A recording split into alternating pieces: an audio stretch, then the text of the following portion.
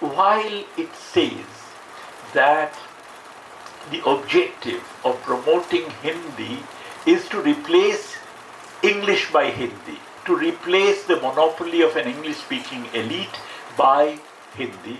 Really speaking, the introduction of Hindi would be at the expense of all the different regional languages, not so much English, because when you look at it carefully, they say, well, when it comes to science, science will have to be done in English.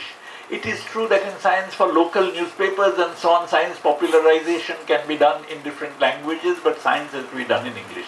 Much the same can be said about other subjects and so on. So see, the effort is not really a serious assault or a serious substitution of English by your own language. That, by the way, is something which one of the most distinguished physicists in India, Satyam Bose, for instance, used to believe that physics must be taught in Bengali because of the fact that a student has much greater capacity and an ability to relate concepts to his own kind of surroundings if those concepts are expressed in the regional language. But as I said, behind a facade of replacing English by Hindi, there is in fact the actual project of replacing all kinds of regional languages by Hindi. Now this is again a part of the Hindutva project.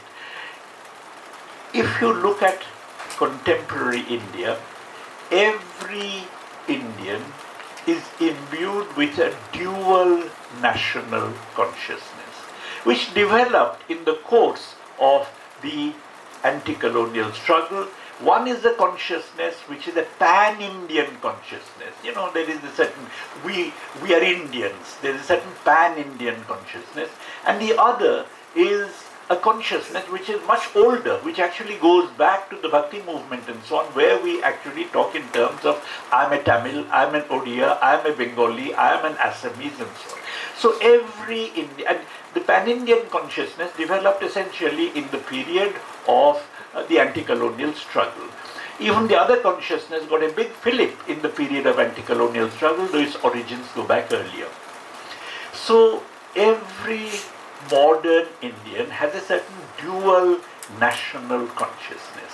Our federal structure is supposed to reflect that dual national consciousness, and of course this dual national consciousness is reflected above all in the fact that our regional linguistic groups, therefore language is crucial in the formation of that consciousness, is something which is respected when we look at our federal structure. But the Constitution insisted upon providing a federal structure so that this dual national consciousness has its counterpart in terms of a center on the one hand and states on the other.